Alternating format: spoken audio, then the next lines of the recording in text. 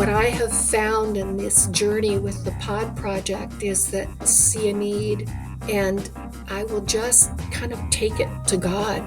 I have had repeated experiences of a need comes up, and then within a very short period of time, something or someone steps forward that addresses that. Welcome to the Extraordinary Lives podcast, where we talk about lives that go beyond the ordinary to the extraordinary, with the extra being Jesus. We'll be encouraged by amazing stories and helpful insights from the lives of ordinary people who have that extra, that supernatural difference that only Jesus can give. This is your host, Ellen Bennett. Thanks for joining us. I would like to give a warning to parents. This podcast does contain some adult situations that may not be appropriate for children. Hi, everyone. Welcome to the show. I am so excited to have Pam Clark here. She is the head of an organization called Protecting Our Daughters. It's a nonprofit.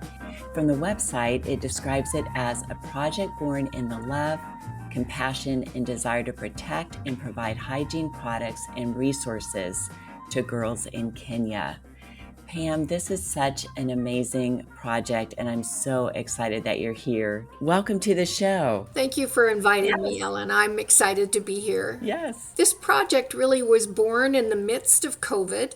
Susan and Robert P.O.D are pastors. They are Kenyan, and we met 18 years ago in Rwanda, where they were missionaries in Rwanda, and I was coming as a missionary, a short-term missionary. And that meeting was the very first day, actually, at the airport that I arrived in Rwanda. And it was such a wonderful connection for all three of us that we continued to be in touch with each other, and I began to work with them. So here it is, fast forward, I'm just beginning the 19th year of working with them.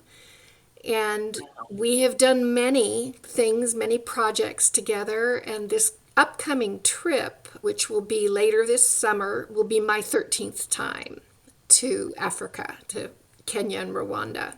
I noticed on your website that you talk about the effect of menstruation on these young girls' lives, how it just affects them being able to go to school or their opportunities.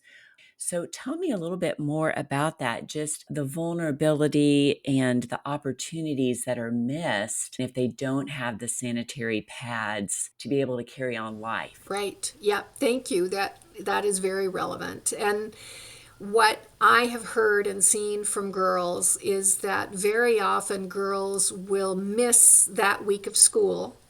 They'll stay home if they don't have, any means of protecting themselves or having some kind of sanitary pad.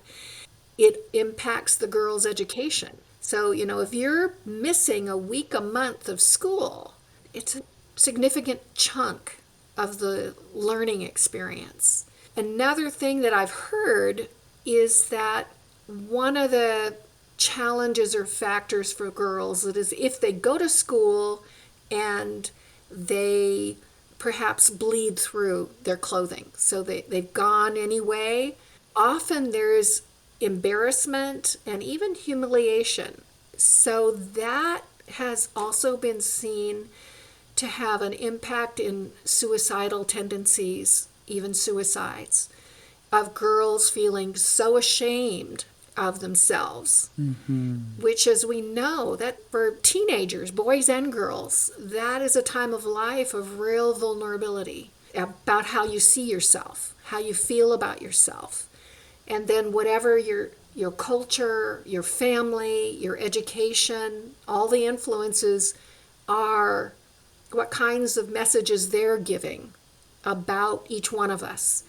And so those are factors that we also are looking to help lessen. Yeah, so about the P.O.D project, during COVID, the P.O.D had just started a church in Kenya. They had moved back, which Kenya is their homeland, and they were wanting to get settled and have a church base there. And I was working with them with that. And then COVID hit and everything shut down. And so then around mid September of 2020, they were allowed to start meeting again as a church. And so they were starting that. And I think it was the very first weekend, some girls and women approached Susan after church and were telling her about this situation that previous to COVID, the government as well as NGOs or nonprofit organizations were providing sanitary supplies for girls and women who couldn't afford them in poverty. And when COVID hit, that funding stopped. I don't even think the funding is still there. Hmm. And what I'm going to tell you is already was a problem, but it was greatly exacerbated. What happened then is that men and boys were offering to provide the sanitary supplies in exchange for sex. And so Susan contacted me almost like within a day of that. And she and I both felt very moved and heartbroken for these girls. And so she had found a pattern for a washable, reusable cloth sanitary napkin. And we had given her a sewing machine a couple of years prior. So she had it and she started making them. And then we saw that the response and the need was very quick and large. And so we said, okay, let's see if we can start a sewing class at your church. And so I worked on getting some funds donated, and I think we started off with about 6 sewing machines, tables, and a cutting Okay. table, and everything that would be needed. And she found a trainer that would come in, raised the funds for the trainer and all of the supplies, and started offering sewing classes. And the structure was that the girls and women that came to take the classes, part of their training was that they made the washable, reusable pads. Then they were also given opportunities and education or instruction to make clothing and a variety of things. Susan was making the pads herself in addition to that. But we started putting together packets of 2 of these pads. And Susan was reaching out to schools and groups. Hmm. Do you have girls that have this need? And the response almost from day one was enormous. And so Susan was getting calls and requests from schools, from girls' centers, and from tribal groups asking her to come and provide these pads. And early on, we also got the input that many of these girls not only needed the pads, but they didn't have underwear. And so we started including a new good quality pair of underwear in each packet. So Hmm. that was September 26th of 2020. And as of this past week, we have provided over 66,000 pads, Hmm. 33, 34,000 girls. Wow, that's fantastic. And boy, I'm just so touched and amazed by just what a basic need you all were able to see, and just what an amazing difference it makes in the lives of these young women, and just how many you're impacting and continuing to impact as more girls hear about this and want information or want these pads or even to be trained on how to sew them. Yeah, it is amazing. And what we do now, it's kind of grown and refined. Susan goes out basically once a week to a school. She visits a school, it's been prearranged, and she gets the opportunity to speak with the girls a little bit, pray with them, and then provides pads. even with what we're doing, the need is far greater than we can actually provide. And so, we would love it to become where we had the resources to have more pads being made, more pads given out to girls. And what has developed in addition is that we are being asked to come and speak with the groups of girls on specific topics. And each school gives us topics they specifically see and hear amongst their girls. And so we go in and we talk about those things at each school. Some of the common themes are accurate information about menstruation, about early sexual activity, about risks of early pregnancy.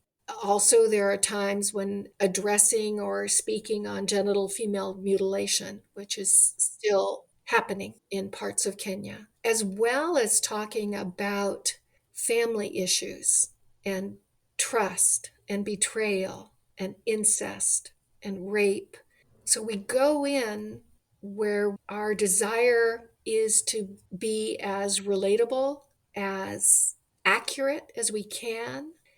Historically, children, it has been forbidden to speak with them about sex. And so that has made a real void or lack of information, of accurate information. And so the importance of going in with clear, accurate information. A friend of mine made some charts for me where I can use those while we're talking about the subject. And then we leave copies of them with each school that we visit so that girls have access to even come and look, close up at the charts, and really encouraging girls in their value and God's love for them and their value in God's eyes. And it has been also quite amazing to me that the women God has kind of led to be involved in this project with me. Last summer, I took Wow. 4 women with me. And then in February, 1 woman went with me. And then now I'm going again this September, and 4 women will be going with me. And in each of those times, the women that God kind of touches to come have their own stories that in various ways relate and speak to the challenges that these girls are facing and bring hope. Bring hope. That's great. I will be sure to include the website, in the show Thank notes. you. And also, it sounds like there are opportunities for other women to actually travel with you. There are. Tell me more about that. Yes.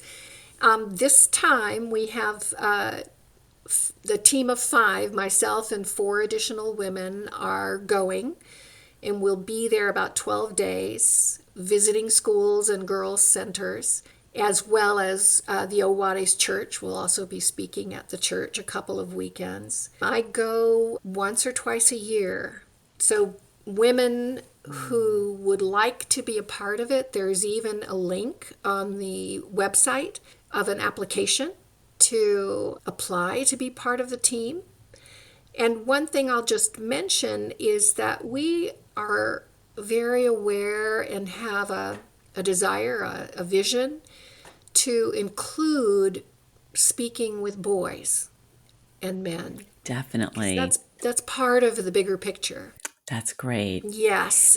So we're working with that in mind, but also aware we're not quite ready for that. But there are some men that are interested in being a part of that, going on a future mission trip with us. So I want to at least mention that here as well. And I will just share this past February, a friend and I went. We were there for 13 days and visited 8 schools and 2 girls centers and the church. But in that time frame, we spoke with over 5,000 girls. And one of the moments that truly just touched my heart is that At one of the schools, as we were finished talking, the headmistress of the school asked the girl that was like the class president to come up and say a few words. And this young woman, teenager, she came up front, and all the girls speak English because it's now taught, it's required in the high schools. So she said to her classmates, "Well, I don't really know what to say, but they get us. They understand us." And I was like, "Oh my goodness. That's the prayer, that's the hope, that they will be seen and that they will be valued and encouraged." What I have found in this journey with the Pod Project is that, I'll hear a need, I'll see a need, and I will just kind of take it to God. I just don't automatically say yes, and I don't automatically say no, and ask for God's guidance and then wait and see what happens. I have had repeated experiences of a need comes up, and then within a very short period of time, Mhm. something or someone steps forward that addresses that. And that's profound. There's this sense that God wants this project. God wants us to come alongside each other. I love that. I value that. I trust that. I see God continuing to just make himself so known and surprise me. Pam, tell me a little bit about your background growing up and if any of your background had an influence in shaping you for this ministry. I would say absolutely. I see in so many ways God really preparing me for what he's been now allowing me to do and growing in me. When I was basically a newborn, my father joined the American Red Cross, and I was the sixth child for my parents. There were a total of seven of us. But in the midst of that, my mother had wanted a very big family, and she had had like five miscarriages or stillborns, along with seven children. Wow. And so when she got pregnant with me, she had just had a miscarriage, and her doctor wanted her to have a medically necessary abortion for her own health. My understanding is that she was very run down and having trouble even keeping the pregnancy.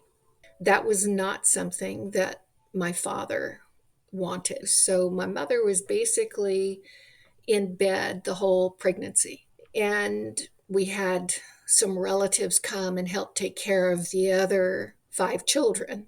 So I think even that has had an impact on my life. I didn't know about that until much, much later. My father told me. Mhm. So when I was 8 months old, my family moved to Panama. That was the first international assignment my father had with the Red Cross. So at that very early age, I got that exposure to different people groups, different environments, different cultures. And during that time, we were in Panama, I think close to 4 years. And one of my sisters had a very serious accident of 4th of July fireworks at the kind of military gathering, Fort Kobe in Panama, was misguided, misfired, and just the way it all worked out, it exploded on her forehead. Wow. So I share that just because of the impact to not only to her, and she's living and has done amazingly well. At the time, she was given less rights, hospitalized and had surgeries, but very stressful and challenging on my parents. on my family. I think that also had an impact on me as a toddler, trying to grapple with. She was gone for a long time, and then when she came back, she had a plastic plexiglass type plate over her forehead, and Mm, I'm quite certain that had an impact on me in terms of both feeling kind of unnerved and scared and wanting to protect her and wanting to help her in whatever way I could. mhm, So then my family moved back to the States. And when I was 9, my father got his second international assignment. mhm. So we lived in England for just under a year. And then from there, we moved to Berlin. Okay. And we were in Berlin before the wall was established. And then we were there through that time. So we were in Berlin for 2 years, West Berlin. And I was in fifth and sixth grade. The teachers that I had, these were American schools. The teachers I had both of those years seemed to have a real awareness and interest in us students having an awareness of what was going on in the world and the unique environments we were in. So when the wall was proclaimed in Berlin, our teacher, Mr. Catarazzolo, took the whole class all over Berlin and showed us what was happening, showed us the wall with wreaths from people who had jumped, trying to escape and died or were shot. But even at that age of 10 and 11, I was aware of the strife and the tension and the pain. We had a housekeeper that would come in and help my mom, and Mhm. her husband had been working in East Berlin. So he had gone off that day to work. And the way that things worked the day that the wall was proclaimed is that anyone that was on the east side of the wall could not return, they could not leave. And so, it was a very close to home situation for me to be able to be very aware of how much impact that would have on families, and marriages, and relationships. Wow. And with my father's work with the Red Cross, his office was in the military headquarters for American military in Berlin. And a German man had come in and asked if there were any of the men working there that had a daughter of an approximate age that would be willing and interested to come and stay with them for a week or so, because they had a daughter in a similar age who wanted to get to know an American girl and wanted to speak English. And my father came home and told me about it. And I said, yes, I want to do that. So I went and stayed with that family. And that also was, very profound, very moving. Um, they had had a daughter, an older daughter, that had been talking with one of the guards right at the wall. And she was shot for, you know, for doing that. Even the guards were often chained so that they couldn't jump, off the wall. And so just hearing their stories and Mm. getting to know them, and they were lovely and interesting and took me places, and it was fun, and also just, another opportunity to enter into and get a taste of another culture, Wow. another family. And I loved that. I valued that. So my family lived in Berlin for that couple of years, and during that time my father was involved in a Mhm. situation where a little girl, I think she was 3 or 5 at the time, her mother was German and had been living about 100, kilometers beyond the wall. And she had left her daughter with her parents and had married an American GI, and they moved to the States. And the mother was planning that when they were settled, she would send for her daughter. In the meantime, the wall was declared, and the government, the East German government, refused for the little girl to leave. And so the new husband and the mother asked the Red Cross for help. And as I understand it, the American Red Cross and the East German Red Cross collaborated and were able to convince the East German government that it would be to their benefit to let this little girl go. And so she left her grandparents' home. My father met her at Checkpoint Charlie and then brought her to our house. And she stayed with us for, I think, about 5 days. Wow. And during that time, she was having to have medical exams and, immunizations. And she had almost nothing, just a little tiny suitcase. And so my mother was also getting her some clothes and some things like that. But at the time, I was the only girl child in our house, and I spoke German the best in my family. So little Beate, she would follow me around and we would play and talk. And what I understand is that she would cry when I had to go to school. And that had an enormous impact on me. And during that time, I was visiting a conditori, sort of a candy bakery shop in the neighborhood in Berlin.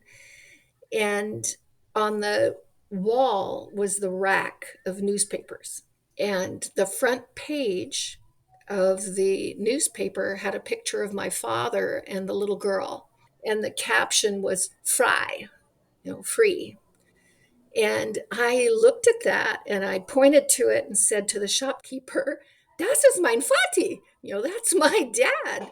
And she was like, "Oh, Wow. schön, schön, wonderful, wonderful." So just the impact.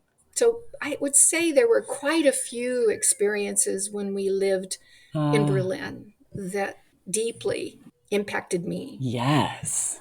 And then my family moved to Munich, and we were in Munich for a year. And again, I was just given the opportunity to get to know people. I became friends with some twins that were about my age who were German, but their mother married an American there who just happened to be the consulate general. So they lived in a mansion, and had a butler and chauffeur and maids and cooks and a house that was so big that when we went down to the basement, for me, at 11, 12 years old, it was like, this is a whole different city. It's so big, but fun and interesting. And that was a brother and sister. They were wonderful, not at all, self-important, or they lived next door to a princess of some country. I don't even know who it was,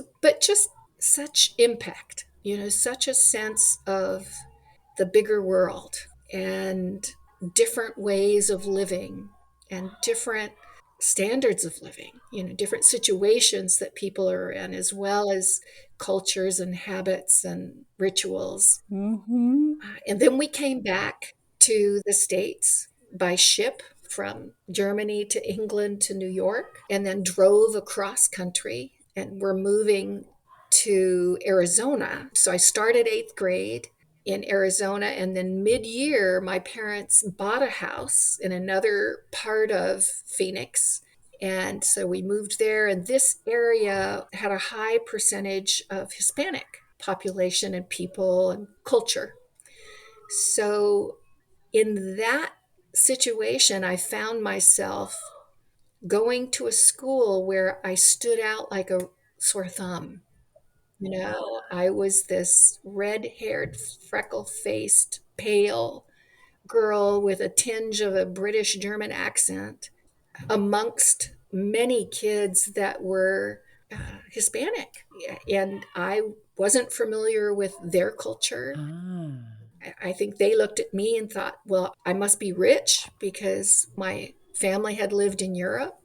And so there were two girls, Hispanic girls, that were teasing me and ridiculing me and embarrassing me and taunting me. And I was petrified. I just was very intimidated and didn't know how to deal with that or what to do. And one morning, as I was walking to school, I just started praying. I started talking to God, Mm. like, help me. I don't know what to do. And when I got to school, the more aggressive of the two girls, Celia, she walked up to me and she had this little piece of folded wadded paper in her hand and she shoved it at me and she said, "Here," and walked away. And I thought, ugh. So I'm opening up this piece of paper and it said, "We decided we're going to be your friend." And Wow. I was stunned. And I very much was asking God, "You did this in 10 minutes as I'm walking to school? Is this even possible?" Wow. And then what then ensued is that these girls embraced me. They decided they were going to help me fit in. They were going Mhm. to teach me how to be a chola. And so that whole year, that's what happened. And so again, it was like pretty profound, something that was scary and Yeah. different. And I didn't know how to deal with as I sought God, help me because I don't know what to do here. It suddenly became very different. It Mm. it unfolded in a beautiful way. So something that looked very intimidating and scary that became Mhm. pretty precious and priceless. So those experiences, and even, at that point in eighth grade, as that happened, and I felt so much that turning to God was profound, like it opened a window in my heart, in my awareness, my thinking that really hadn't been there. I hadn't been opened. My family had not been real churchgoers. There wasn't anything against Christianity, and especially my father's family were churchgoers, but we didn't live near them. We just would visit periodically. And so it's like I look and I see God was planting seeds in me. God was giving little windows and opportunities for me to recognize Him and then to gradually turn to Him and then gradually trust Him. And that whole process just seemed like it continued to unfold throughout my teenage years and into my 20s. And at the same time, I had a sister who was very involved in a Nazarene church. She had married a man whose family was Nazarene. And so when we came back from Europe, I visited that church with her and I went to a teen church camp.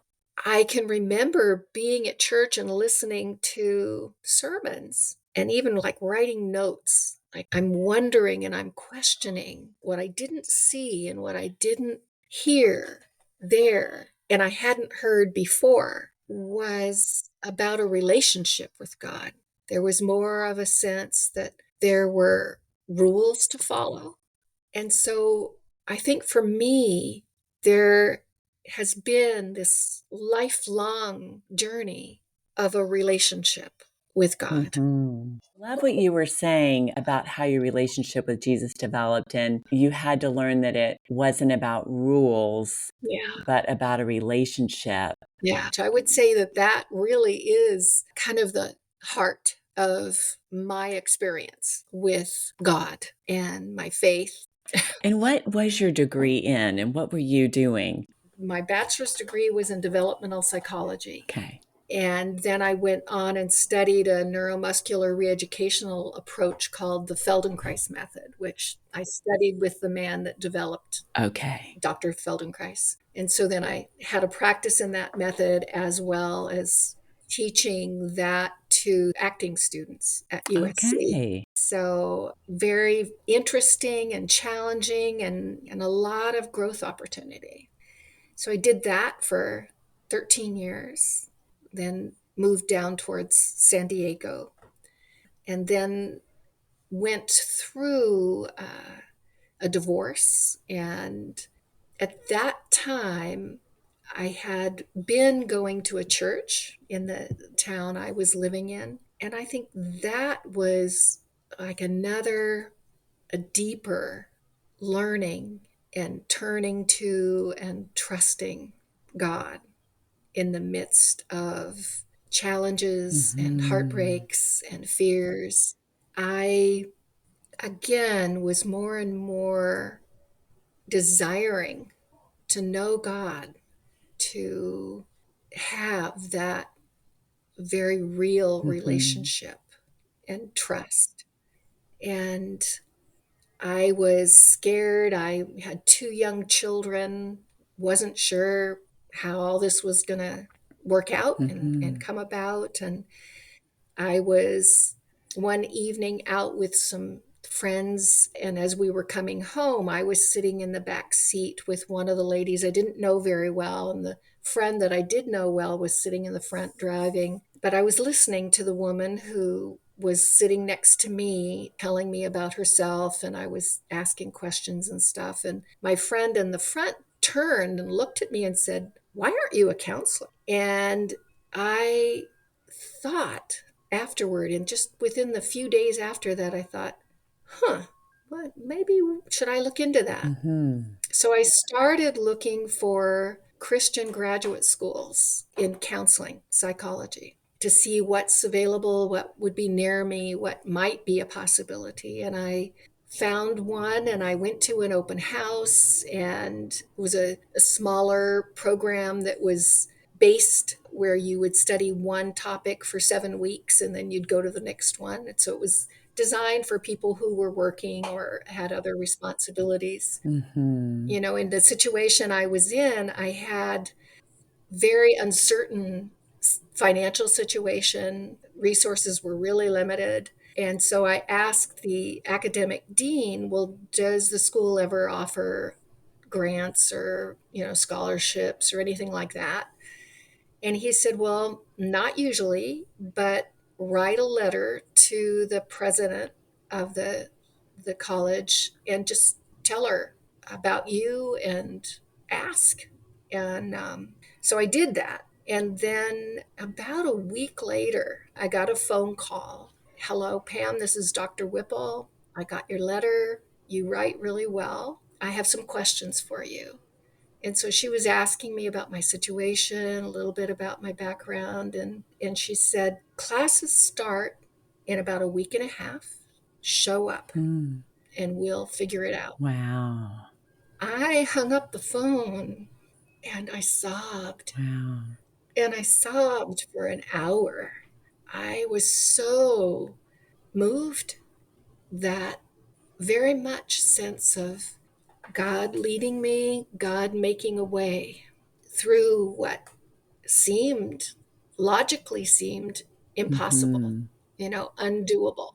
So I went, and I graduated from that graduate program, then started doing my internship at North Coast Church. Okay. Yeah, and I was the first intern they agreed to have. And it's kind of the beginning of the counseling center, All right. which is now thriving, and I think 20 or more counselors. Pam, all of this, your experiences and what you went through with your sister in Panama, seeing the wall built, your relationship with those two girls who at first rejected you and then brought you into their circle to help Mhm. you, reminds me of 2 Corinthians 1, where Paul says, "Praise be to the God and Father of our Lord Jesus Christ, the Father of compassion and the God of all comfort, who comforts us in all our troubles, so that we can comfort those in any trouble with the comfort we ourselves receive from God." And it just seems like you had these experiences where you developed compassion for others through your own hardships and seeing the hardships of others. And God used that as He does all of our life experiences. I think that's what you were Yeah. basically saying, is that from the comfort He gives us, we're Yeah. able to then comfort others. And your story just illustrates that beautifully. Yes, that's absolutely accurate.